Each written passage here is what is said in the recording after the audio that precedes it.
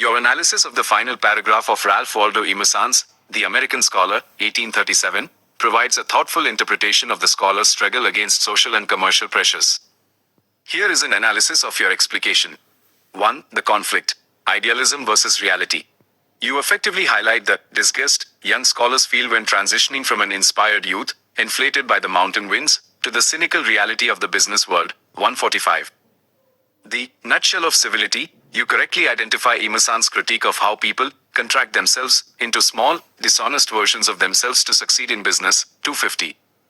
The psychology of money. You offer an interesting historical, psychological layer by discussing the ancient man and the pound of flesh, connecting Emerson's text to the inherent cruelty sometimes found in commercial systems. 440. 2. The remedy, self-trust and instinct. The core of your analysis centers on Emerson's famous solution. If the single man plant himself indomitably on his instincts and there abide, the huge world will come round to him. 712. Definition of instincts. You interpret instincts as the source of a person's unique strengths and pleasures. 803. Persistence. You emphasize that by staying true to one's internal compass, the world eventually aligns with the individual, rather than the individual losing themselves to the world. 841. 3. Turning adversity into strength. You draw a compelling parallel between modern struggles and the Greek poet Homer's idea that humiliations and misfortunes can be used as resources. 912.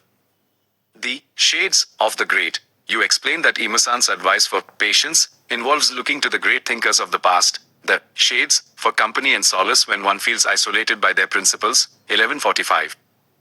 The conversion of the world. You conclude by explaining that when action is guided by consciousness and instinct, the world is transformed from a hostile place into a friendly and homely one. 1325.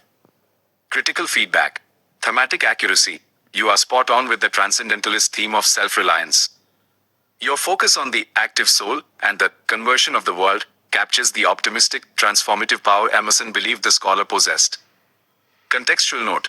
While you mention the body as the vehicle for action, 1237, Emerson usually prioritizes the soul or mind as the primary mover. However, your point that instincts must be guided by consciousness aligns well with his view of man thinking. Summary. Your explication is a strong, humanistic reading of the text.